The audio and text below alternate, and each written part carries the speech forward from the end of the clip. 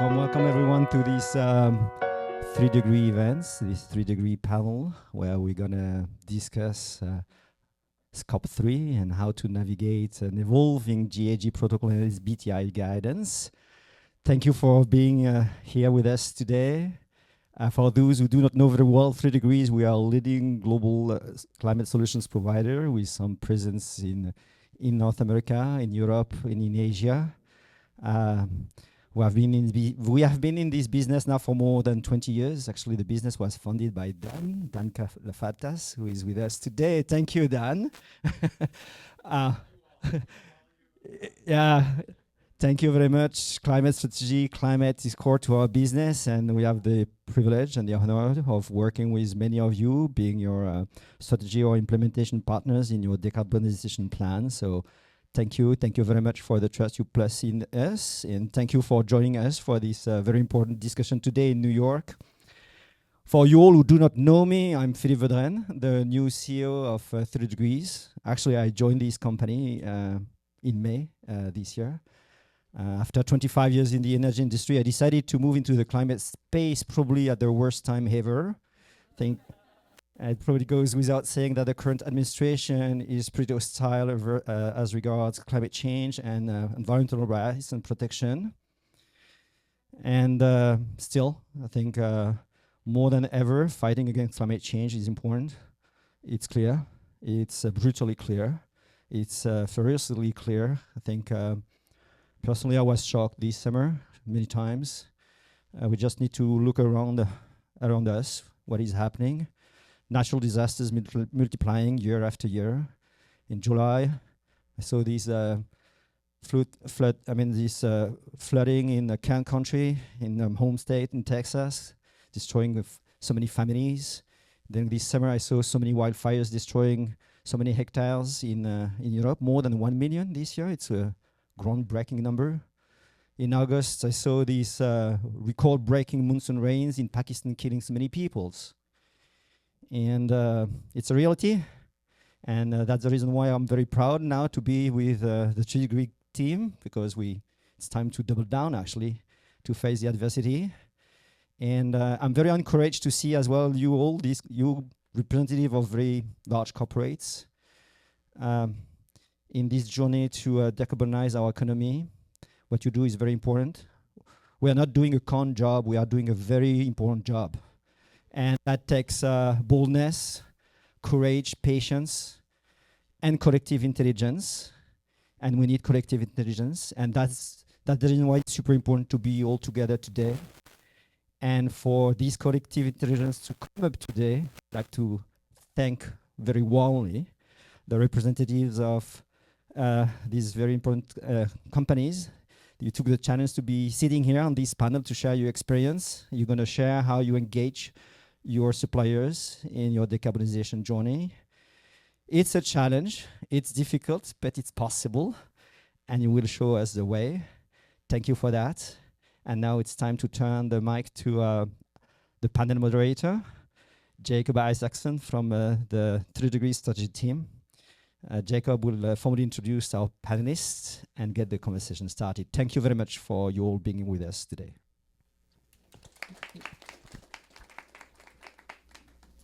Good morning, everyone. Can you all hear me okay? All right. Well, my name is Jacob Isaacson. I'm a senior manager on the climate strategy team here at 3 Degrees. Joined by 5 practitioners here to talk about some of the solutions that they've had success with in addressing their value chain emissions, and in particular, in light of the evolving guidance from the Greenhouse Gas Protocol and SBTi, share a bit about their experiences with market-based mechanisms. For anyone that's not familiar with market-based mechanisms, they're approaches that allow for the separation of environmental attributes from a particular good to be separated from the physical flow of that good. So RECs are a good example of that. In the Scope 3 context, an example would be companies helping a farmer implement climate-smart farming practices and claiming the reductions from that, even if they can't verify that they're physically receiving all of the goods from that farm. So I'm joined up on stage by Devin Lake from Meta as the head of net zero strategy, Vrushali Gaud from Google, the global director of climate operations, Jennifer Dubison, senior director of global sustainability at Levi Strauss & Co., Kevin Rabinovich, the global vice president of sustainability and chief climate officer at Mars, and David Spitzley, the sustainability director at Starbucks Coffee Company. So if we want to put up the scope 3 targets, for everyone's reference during the conversation, we'll have these up for each of our panelists.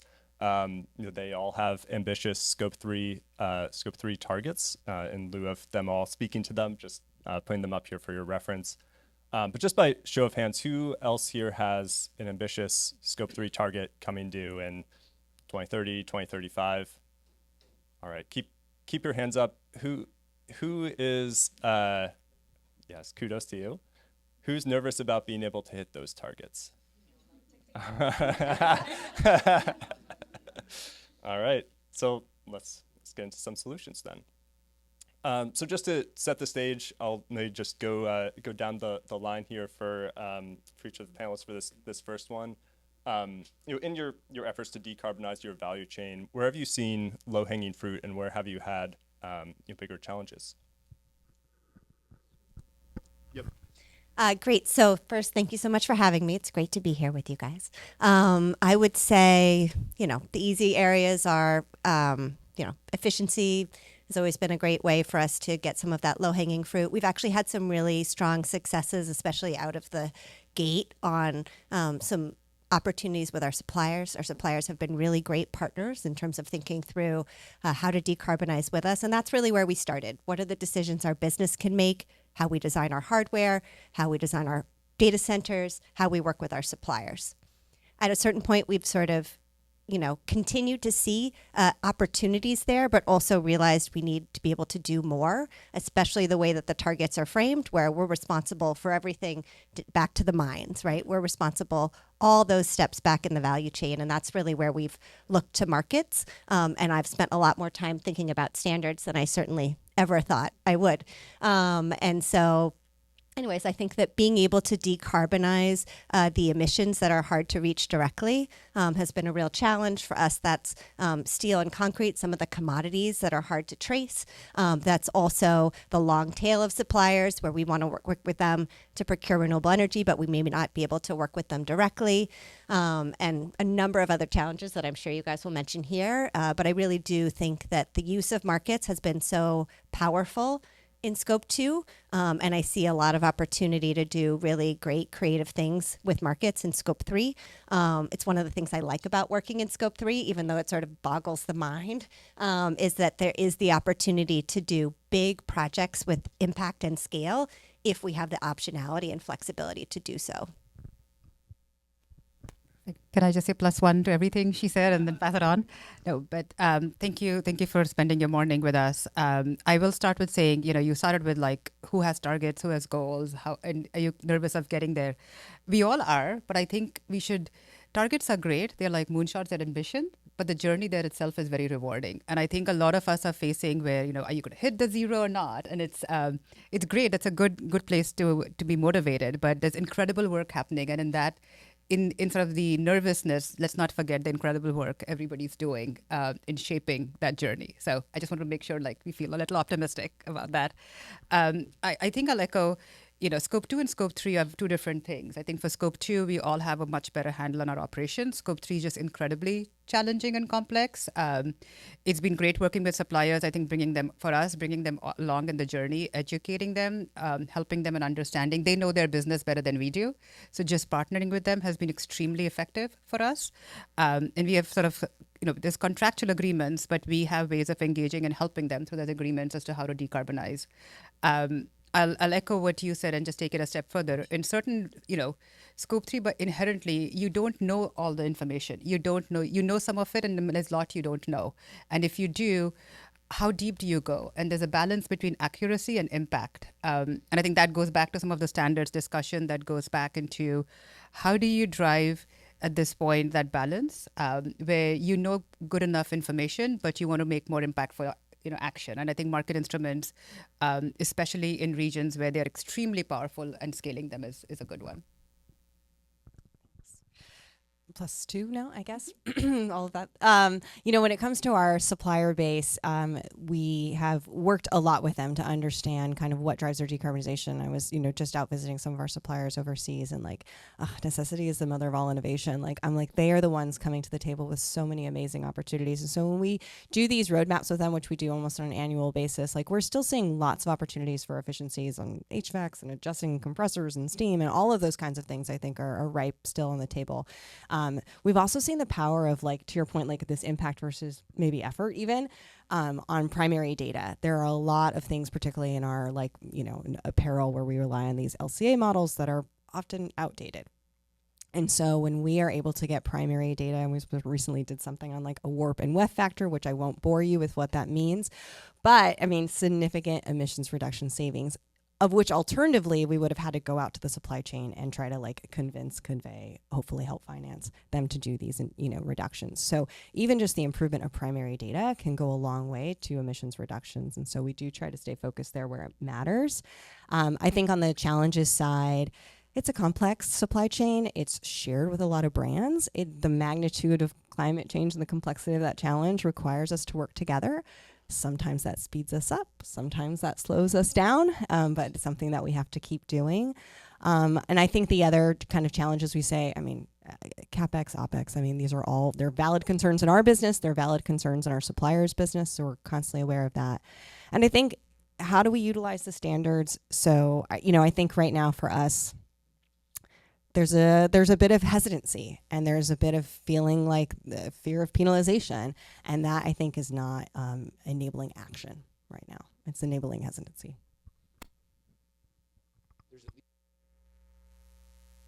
There's at least 5 empty seats up front here, so if you're in the back, please come forward. You're not going to distract me. I'm going to roll right over you. So just come take a load off. There might be fewer. Seriously, just come sit. You free pass.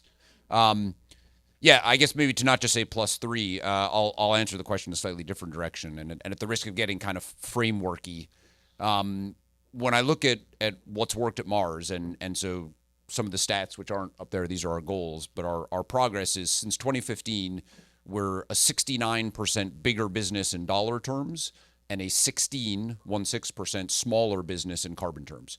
And when I'll talk about some of the specifics, but when I think kind of in a framework way about what's driven that, I think there's maybe 3 attributes that affect how fast we've been able to move on things. So I think the first one is how clear the math of calculating the carbon impact is.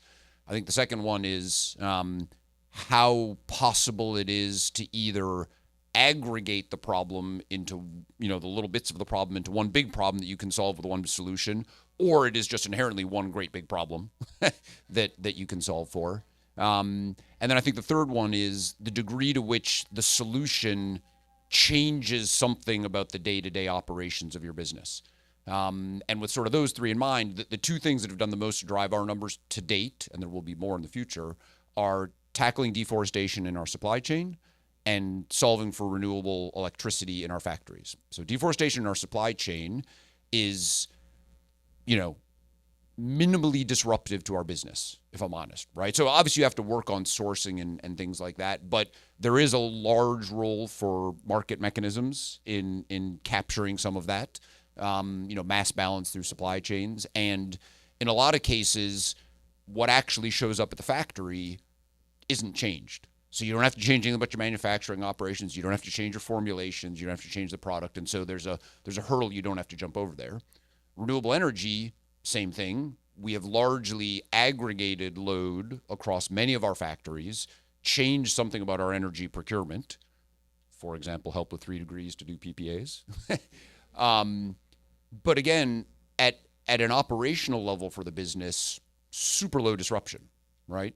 The things that have been much harder, which we are working on and will contribute more in the future, are getting into agricultural climate smart ag projects and making changes, reformulating products, changing packaging, switching trucks from diesel to electric, and all that's going on, and it will become increasingly important. But the places we've gone the fastest, the furthest, are the ones that on all those sort of 3 dimensions land on the easy side of the scale. And the more they end on the hard side of the scale, the harder the work it is. And what we're looking for, and I'll talk about an example later, is how do we change something about the problem to flip them back over to the easy side of that spectrum?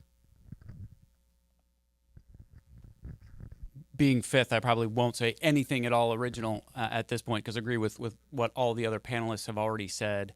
I think there seems to be, in particular, as it relates to Scope 3, as a broad society, and I'll include myself in this, having worked in this space for a long time, there's this push towards how can we add complexity, right? How can we go find that next level or do that next thing? And that's actually really unhelpful because this is not that hard. And people are like, what do you mean this is not hard? This is really hard. We just all agreed, we don't know if we're all worried about how we're going to get to these targets, and that's fair. But at the same time, it really comes down to, okay, where do we have influence and control, and where do we know what we need to change? What has to happen in order to drive reductions in emissions? I'll take an example like the dairy industry. Starbucks is one of the largest, won't be a shock to anyone, one of the largest buyers of dairy in the U.S. We also know that emissions from dairy are driven by, enteric fermentation, so cow digestion, and manure on farms, right? Not entirely, but those are 2 really big sources. So you pretty quickly say, hey, you know what? That's a problem we should be solving. That's where we should go and drive change. There's an awful lot of other things that come out in Scope 3, but you can start with, okay, where do we have influence and we know what to do? Go do that stuff first. You've got no excuse not to do that stuff. Where you don't have influence or control and you don't know what to do, okay, that I think comes back to what Kevin was saying. That's the hard stuff, and that's going to take a little bit longer. But let's not wait until we have a solution for the hard stuff to get started doing the easy stuff. That makes no sense. So that's kind of where we are. Awesome. Thank you all for that wonderful introduction to this. So this question, I think I'll start with Kevin and then come back to Devin. As you track the SBTi and greenhouse gas protocol update processes and see evolving guidance from new standards bodies like the AIM platform, what changes in those guidance bodies do you see as potentially alleviating some of the challenges that you face in Scope 3? Yeah, so it's like the elephant in the room, right? So everybody loves, it's the thing to do at the moment is to sort of bash SBTi and GHG protocol for things that are coming out in draft documents and things. And there's maybe some ideas in there that there's reasons not to love. But, I think it's useful to think about what is sort of the role of the standard setting processes, right? So, and many of us have been part of those processes. And the way they work is all the ideas that exist get put on the table, and you sort through them and you say, yeah, that makes sense. You should do that. That should be out of the rules. And that's how it works. But almost by definition, the stuff that's on the table can only be the ideas that people have already had, right? Like the clever thing that someone hasn't thought of isn't on the table for consideration of how should the standard address X, Y, and Z. And so I think it's useful for the standard setters to think about that their job is to sift through the ideas that are there, be clear on out of that what makes sense, what doesn't make sense, and leave open the space for people to think of new ideas, right? And be very careful in writing the rules and the standards to not close down avenues of innovation in anticipation of what someone might do something clever with. And then when you get to your next revision of the standard, someone will have tried and piloted and experimented with something, and you can weigh in on whether that's a good thing to include in the standard or not. I think market mechanisms is a big one. So the Scope 2 standard was written, widely embraced market mechanisms. I, for one, and I think many others, are firmly convinced that is absolutely deserves credit for the spike in corporate renewable electricity procurement. Without the Scope 2 market location thing, I think a lot of us never would have done all the deals we've done, and we wouldn't see all the hockey sticks, and there wouldn't be a SEBA, and there wouldn't be an RE100 and all that. there's a lot of question about what happens with market mechanisms in the next iteration. I think encouragingly, they, rather than leave that question open to individual pieces of the protocol, so that was going to be part of the land sector guidance. They were going to take a position on market mechanisms, and the decision was to actually stay silent and kick it out to a specific market mechanisms discussion that would be the collective view on that, which would then sort of trickle down into any other substandards, which I think is absolutely the right way to think about it. So I think it's great that they've got a working group and that it's now, after a bit of a summer hiatus, up and running.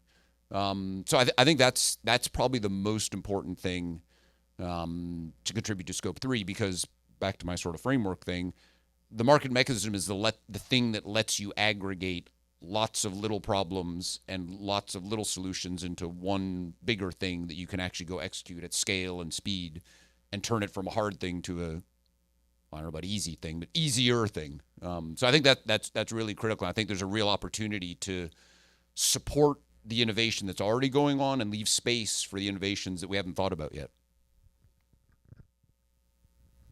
I really like that framing around leaving space for what we haven't figured out yet. When I first realized that I needed to spend some of my mind share talking about standards, as someone who's typically just focused on decarbonization, I remember going and saying, just imagine for a moment that I'm a good actor. What kind of standards would you write for me?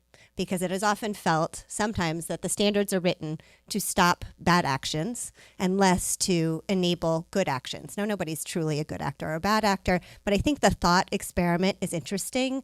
And one of the things I've seen that's really been new over the last few years is a little bit of that orientation to say, we want more good action. What can we do in these standards to still provide the guardrails necessary, but also leave space for that innovation and the optionality that's going to allow different actors to work in different ways. So some of the things I'm most excited about are similar with this working group at Greenhouse Gas Protocol, the movement towards allowing for optionality, different types of ways to account for interventions in a transparent way. And that ability to say, we all have different theories of change, but there's a space in this accounting framework for all of these different types of actions to be clearly and transparently recorded. And then that goes to leadership frameworks like SBTi or other leadership frameworks to say, here's the ways we want to treat those. So that foundation has been enough of a signal for us that we've been willing to take more action, even though those standards won't be finalized for a while. And similarly, it's great to see some of the signals coming out of SBTi. I won't speak to those, but I think have some of similar ethos. Finally, I do want to just mention the AIM platform. That has been probably the single piece of guidance that has been most helpful to us in terms of giving us the courage to start making investments now. We've done market-based mechanism transactions in trucking, steel, concrete, what's the last one? Maritime, aviation. And so all of that has been me being able to point to, hey, we're waiting on the foundational standards, but here's this piece of guidance that's being written with practitioners and nonprofits and standard setters all at the table from the beginning. And this helps us give us guidance of what we could do, and it will inform the process. I don't know exactly how it will be, that information will happen, but I know that that's there. So just really appreciate all of the direction of travel. It makes me feel hopeful.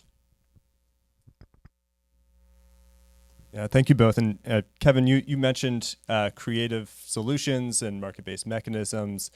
Devin, similarly leaving the door open to positive actions, being a positive actor here. So I'm curious to hear from each of the panelists, and maybe starting with you, David. What are the emissions hotspots that you're really focused on right now for some of those either market-based mechanisms or other innovative solutions at this point? Yeah, sure. I mentioned one of them, I think a minute ago. I think in particular, if we look at the dairy industry, I think there's been so much debate and sort of discussion about market-based mechanisms. But at the end of the day, I don't think that there are many people out there that would sort of disagree that if you have a company that steps forward and says, you know what I want to do in order to drive change in my supply chain, I'm going to put money on the table and I'm going to incentivize people with that, because we know that works. If I go to a farmer and I'm like, hey, I want you to change, and we'll use my dairy example again. I want you to change how you're managing manure on your farm. And the farmer's like, well, what's in it for me? I'm like, well, you're going to reduce your methane emissions. They're like, but they're not really an issue for me right now. What else you got?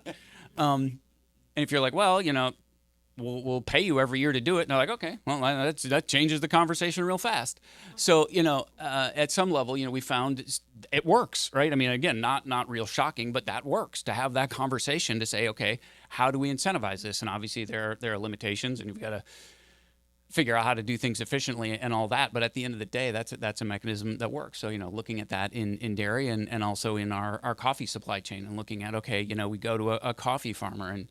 And I think the other thing that's really important to keep in mind is, we talk a lot about, supply chains or agriculture supply chains or things like that.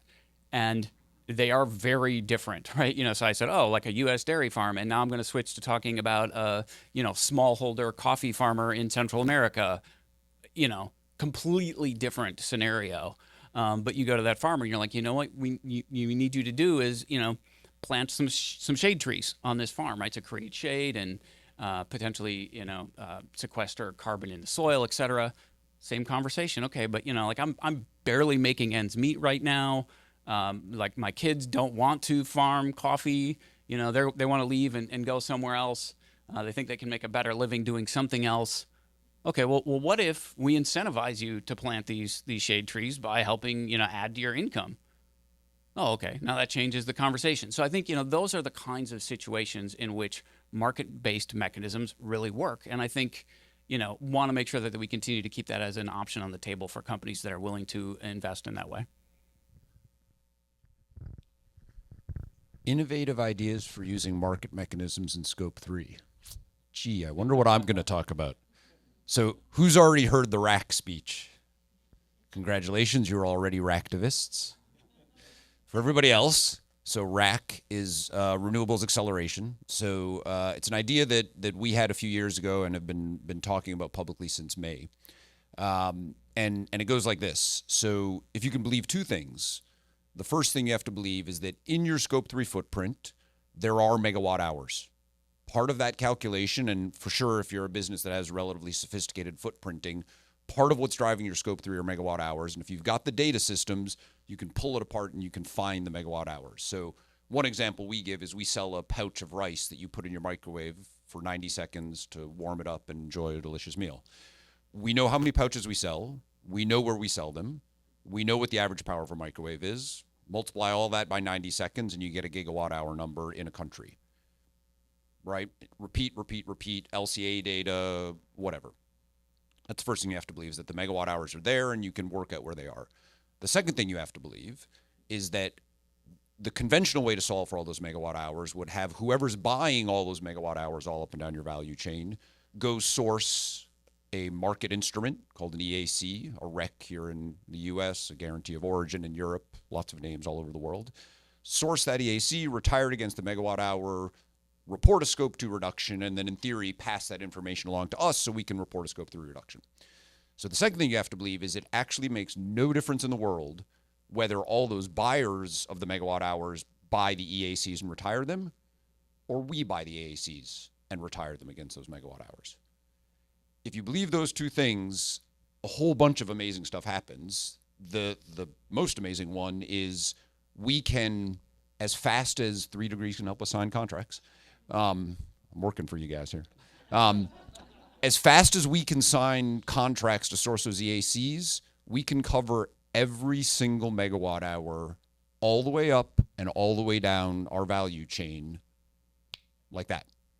For Mars, that is, to throw some numbers at this, so our full value chain footprint, our 2015 baseline is about 30 million tons, 33 million tons. This is about 3 million tons. When we get at all the megawatt hours that we can find, and there's some that we know are there and we can't get to them yet, so the eventual number may be bigger, but for now it's about 3 million tons. Our Scope 2 electricity is right around 2 terawatt hours globally. Those megawatt hours all up and down the value chain are another 6 to 7 terawatt hours. You don't often hear CPGs talking about terawatt hours, right? We talk about like maybe gigawatt hours. Here we're into terawatt hour territory. Unlike some of my hyperscaler friends here, we talk about tens of terawatt hours, which is it's a whole other thing. But So suddenly we go from being, in a global sense, and of course we have to source country by country, RE100 rules and everything. Globally, we go from being a 2 terawatt hour customer to a 2 plus 6 to 7, so 8 to 9 terawatt hour customer. All of that demand, all of that coming to the market because we're going to use these market instruments. So we announced that back in May. We've been talking to lots of people about it. All the people that have put their hands up have heard me rant on this. Last week, we announced the first contracts that we've signed under this. So 3 projects rolled up into one contract with Enel, which again, 3 Degrees was part of helping us put together. 1.8 terawatt hours. So to cover much, but not all of our U.S. Scope 3, we signed one set of contracts which are equal in size to our entire global Scope 2 demand, which we are also solving for, in parallel or sort of beside this. It for sure was the largest PPA we'd ever signed. The most interesting thing was it was the largest commercial and industrial PPA that Enel had ever signed, right? Top tier developer, big business, work all over the world in renewables. It was the largest C&I PPA they'd ever done because we're trying to cover our Scope 3.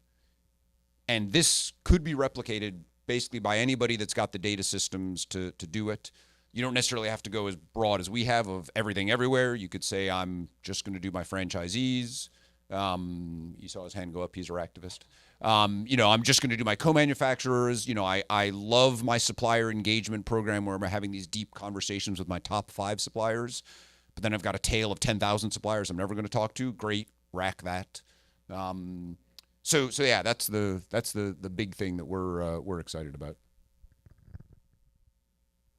And hearing that makes me excited, right? Like that gives courage to other companies to try and see like, well, how could I take that framework and apply it to my business where I'm focused on, our key suppliers and the 80%. And what do I do about the 20% or because I think you keeping the control where the control is, because the alternative of that, because what we often most hear from suppliers, right, is when we're having these difficult conversations on like CapEx and OpEx, et cetera, it's like, I'll do what you need. Like, can you guarantee that you're going to be with me next year or 2 years from now? Like they want volume, right? They want guaranteed volume and good pricing. Like that's what they want. And that's also can be a challenging conversation in with your sourcing team, and obviously a very volatile environment we're living right now where we're shifting on sourcing and so being able to make those decisions as the brand and own those EACs and how we're applying them to the actual supply chain that you currently are having is really important. The absence of that is like we're actively engaged with our supply chain. We just launched a program yesterday around how do we support our suppliers in India to be able to meet them where they're at with whatever renewable energy solution works for them based on their financial and in business case. And so, yes, we want them purchasing EACs or, PPAs, et cetera, different kinds of opportunities there. We're also actively engaged in, 90% of our portfolio is cotton. And so what can we be doing on the regenerative agriculture space, on insetting, and I think really working with whether that's USCTP or BCI, it's Better Cotton Initiative, others, because they're starting to, I think, get into these space and and just making sure you're getting high quality verified credits, right, is incredibly important.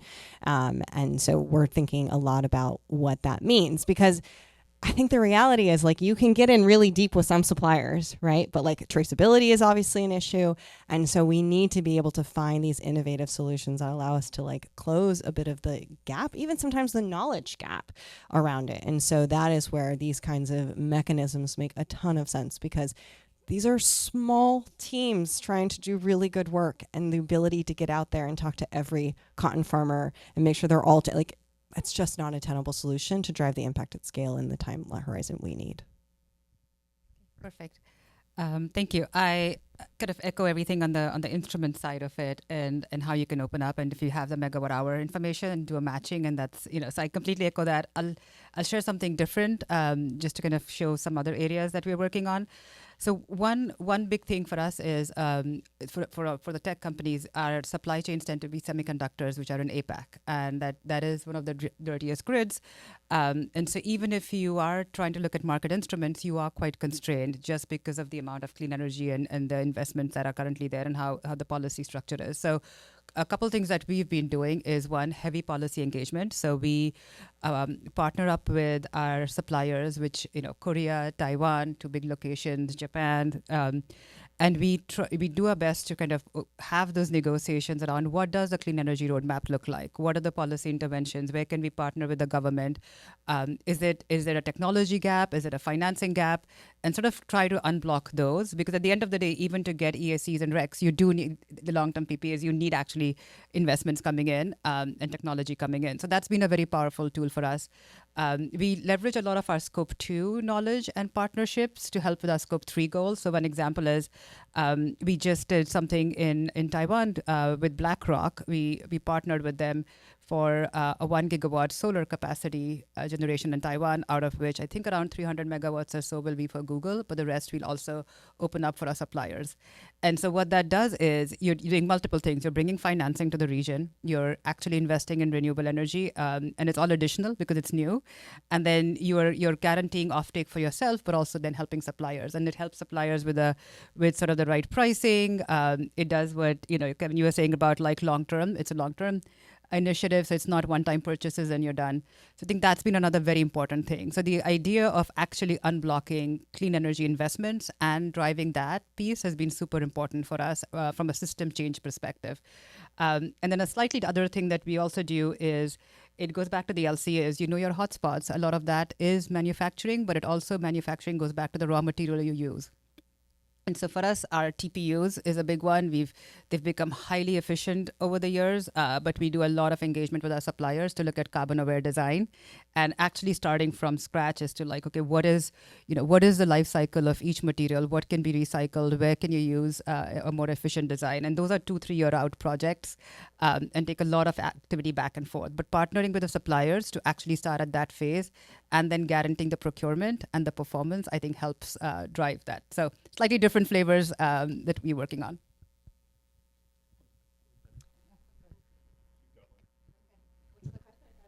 Okay. Oh, no, it's where are you focusing right now for market-based mechanisms in your Scope 3? Got it. We're focusing a lot on renewable energy, but that's been very well covered. So I won't speak to that. As I mentioned before, when you actually, we also took our Scope 3 inventory, basically sliced it horizontally as opposed to vertically. There's only a few things that drive emissions: electricity, fuels, fugitive emissions, land use for some, not so much for us. And then we're able to tie that to the sectors, right? So, okay, we've got copper, electricity and fuel. We've got steel, electricity and fuel. Now, I can't identify necessarily what geography that's coming from, but I do know the types of sectors that we drive. I often think about my suppliers change year to year, but my sectors don't, right? We drive the same sector emissions pretty much every year. And so we've really taken it sector by sector. So we do look at some renewable energy that's across the board, but we are investing in projects to build new, retrofit a concrete facility, right? To be more produce low carbon materials, and say, can we buy the EACs from that? And one of the things we've been able to do is say, we would love to get the physical product into our data centers. Your retrofitted factory isn't going to be available for 5 years. We can't even test the material because it hasn't been made yet.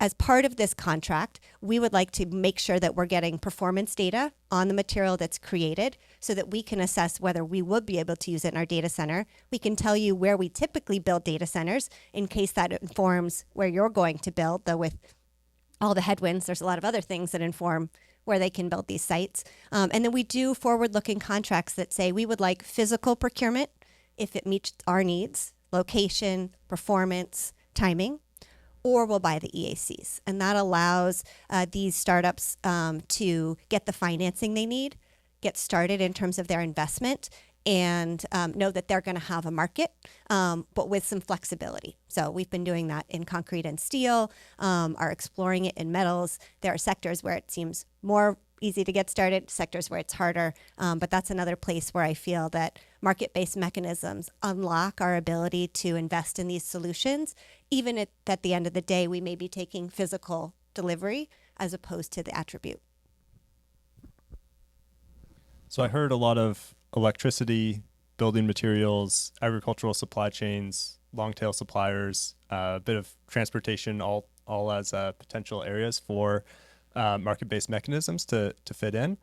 I'd like to tie that back a little bit to something that came up earlier on the standards and their roles in setting appropriate guardrails around the sorts of actions that you all can take.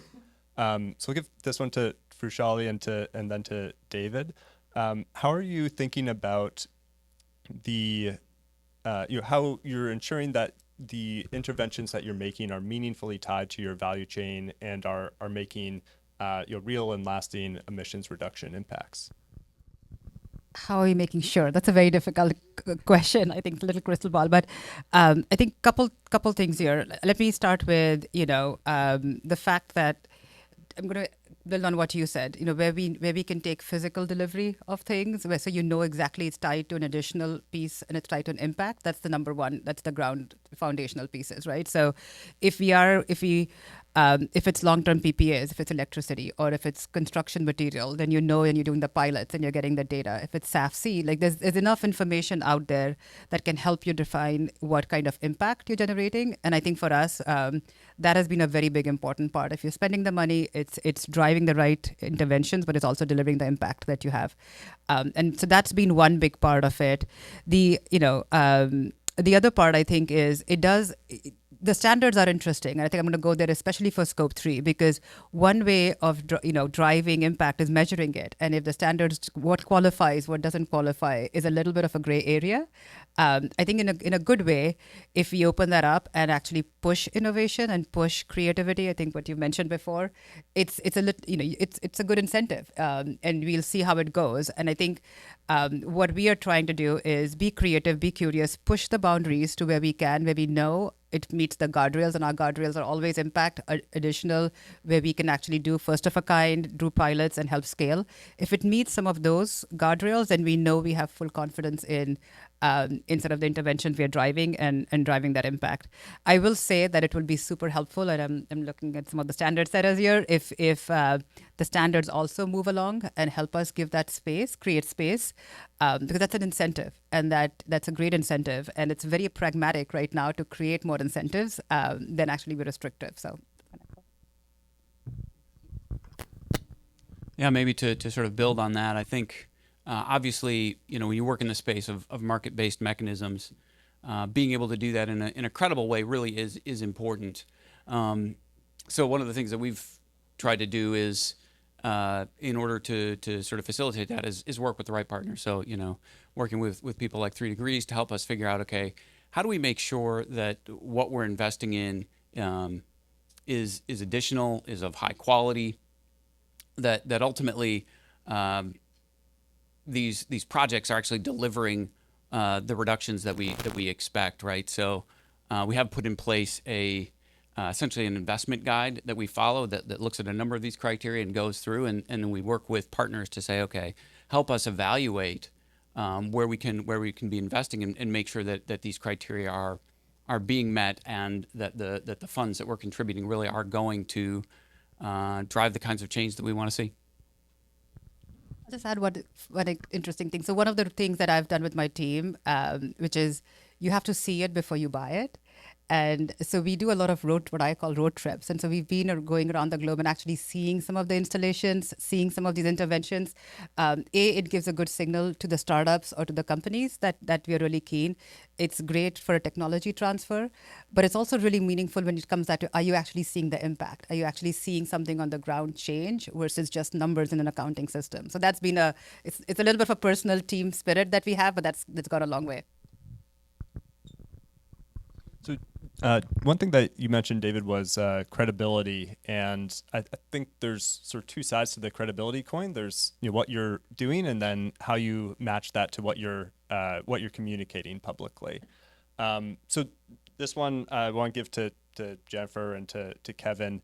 How do your use of market-based mechanisms and other solutions for your value chain emissions impact how you think about the claims that you make? It's a great question. And I would say, as many of you in the room are probably experiencing, I don't know if the controllership like lives in your office every day, but they live in mine. And, that bar has gotten that much higher, right? I now have another person who kind of only understands this area, basically saying, why can't I apply gap accounting principles to what you're doing? And I don't understand why these standards are changing so much, right? So the bar has raised significantly in terms of what we can claim. So the importance of ensuring like verifiable, traceable, if possible, are incredibly important. And if we don't have that, like a very robust MRV framework that we are utilizing, right? So, but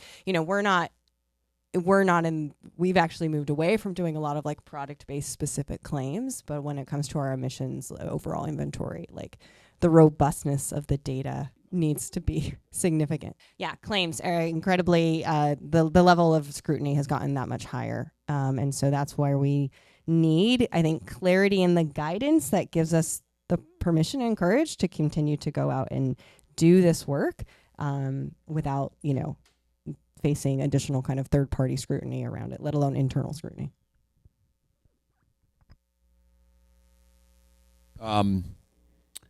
Yeah, controllership. So inside of Mars, there was sort of a legendary dinner, 2019 Climate Week, after an accounting for sustainability meeting where I got our controller and our treasurer, and I said, right, we're going to go for dinner. 3 hours later, we sort of laid out a plan for, okay, this is how we're going to work between the finance team and the sustainability team. And we're now 6 years into working on that. And yeah, they don't know everything yet, but they're past the point of knowing what they don't know and engage. And so I think we're having a really strong dialogue there, and we're both on both sides sort of learning and adapting. All that said, I'll also echo something, the point you made of, we have a very strong instinct to want to make claims. I think it's a little less clear that those claims are actually helpful. Particularly at the consumer level, what we see a lot of is desire and appetite and interest from consumers. And if you ask them the question, do you care about sustainability? And you can replace the word sustainability with renewables, recycled content, regenerative agriculture, all the various flavors of that. You generally get a yes. And do I believe people are actually telling the truth when they say that? Yeah. But when you look at actual purchase behavior, there's very little signal. And I think that is some combination of they care about it, but it's like number 6 in the decision tree. And the reality is the decision gets made somewhere further up the tree, and so it never ends up being a deciding factor. And they care about it, but they don't understand enough about it, or we haven't found a good enough way to explain it to actually say, okay, yeah, that thing scratches this itch that I have to be more sustainable. So we have this instinct to want to make all these claims, either at product level or at corporate level. I think we're less certain that it's worth all the trouble, and so we're maybe doing a little bit less of that. Of course, we're going to keep doing corporate reporting and all of that. And in a way, I think, if you sort of think broadly about systems change, for a lot of the things that we're working on in places we're using market instruments, there's only one end goal, or there should only be one end goal, which is that the market instruments will be irrelevant, right? So when the entire grid is supplied by renewables, we don't need RECs. They serve no purpose because every megawatt hour is renewable. So why do I need a REC to track whether this megawatt hour was renewable? And so one of the things that we think about, and hopefully that isn't 100 years away, maybe it's a couple decades away, but who knows? One of the things we think about in our use of market instruments and some of our engagement with the standard setting process is that the goal should be, what can we do today that gets us to the end goal that we want fastest, right? Not, I've only got a limited part of the market that's doing the right thing. How do I get the most good out of that niche, right? Which is sort of a scarcity mindset. And we're trying to push this kind of abundance mindset of like, no, back to incentivizing good behavior. What can I do that ramps me up the curve faster? Well, thank you. Super helpful and insightful conversation from you all. So thank you for sharing your experiences with us. Well, that concludes our panel. Thank you all for joining. In lieu of an open question and answer session. We're going to be here for the next 30 minutes or so till 10:30 for networking. So feel free to hang out, come up to our panelists, have some more food and drink before you go. But before we break, please just join me in a round of applause for our panelists.